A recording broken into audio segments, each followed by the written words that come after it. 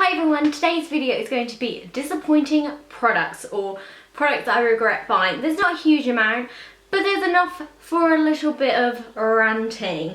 So let's go ahead and get into it. First up is my most recent purchase, and it is from Rimmel, and it is their Lasting Finish Concealer or Corrector. My main issue with this is it doesn't really work. It's a very thin consistency, but then it's sticky and it's just strange. Like, it's really strange. It goes into the creases under my eyes, so I can't use it for under my eyes.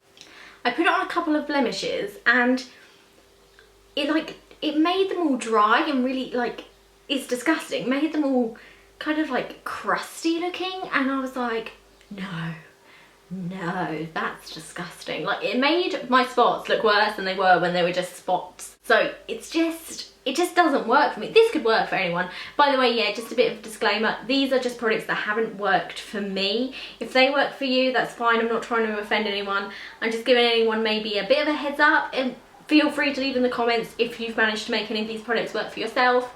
I'm not trying to offend anyone here. These are just my opinions.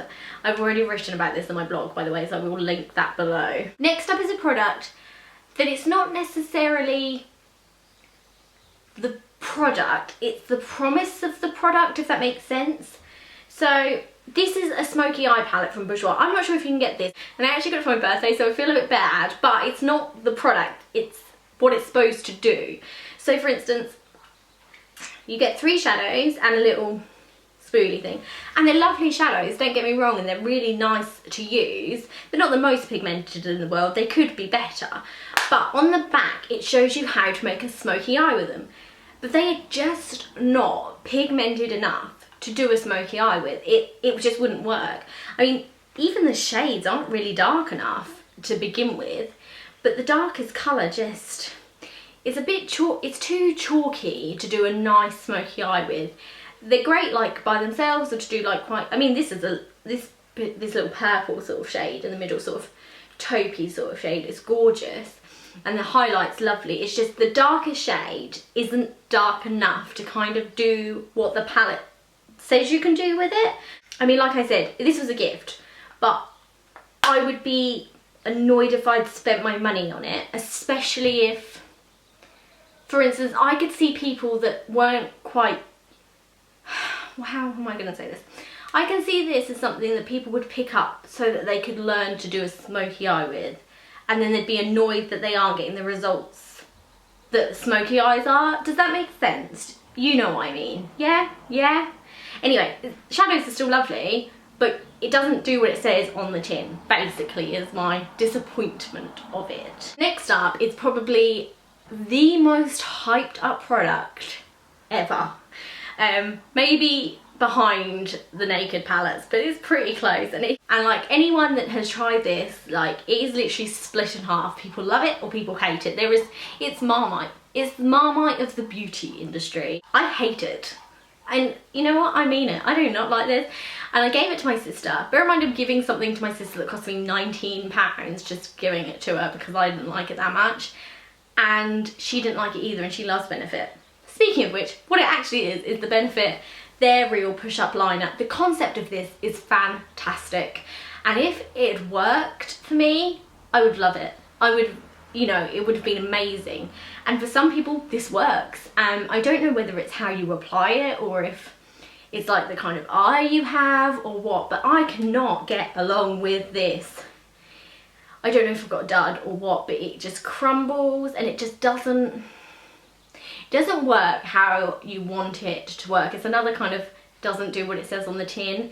It's also not the blackest black, and I like my eyeliner to be dark, like pure sort of black colour. Yeah, so my main disappointment is that it was very expensive and then it didn't work for me.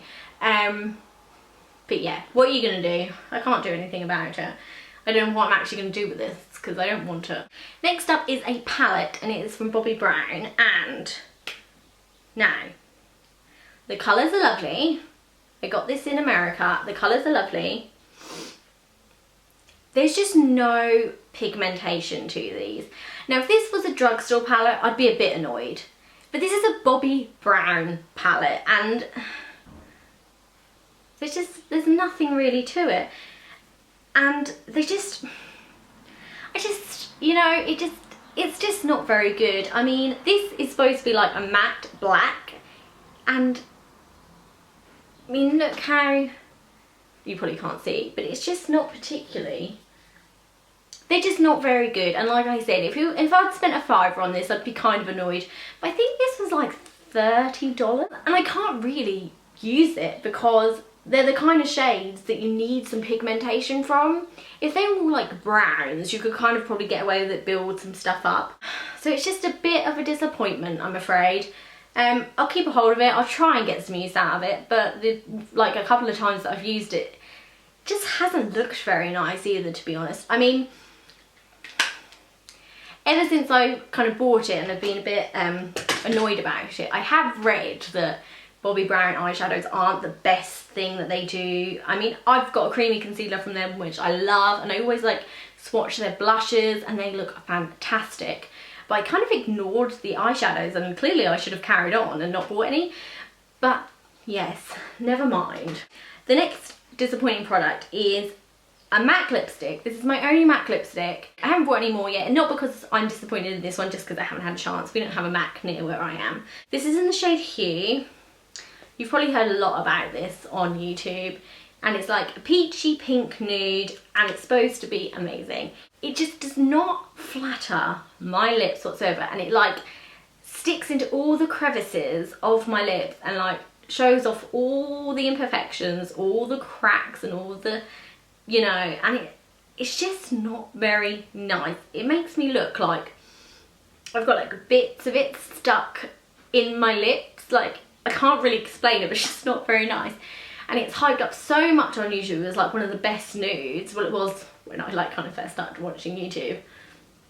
And it was just a bit of a disappointment because I think I kind of learned a bit of a lesson with this, is I think I was watching people love it and not taking into consideration that I am a lot paler than a lot of people. And I think it just doesn't flatter my skin tone. And it's not just because I'm pale, I think it's because I'm a pinky pale, if that makes sense. Like, we've got very pink undertones, and I just think it just doesn't go with my skin. And I never asked to try it on in the MAC store. I was just like, yeah, I want Hue, and I bought it, and then I got it home and I was like, oh.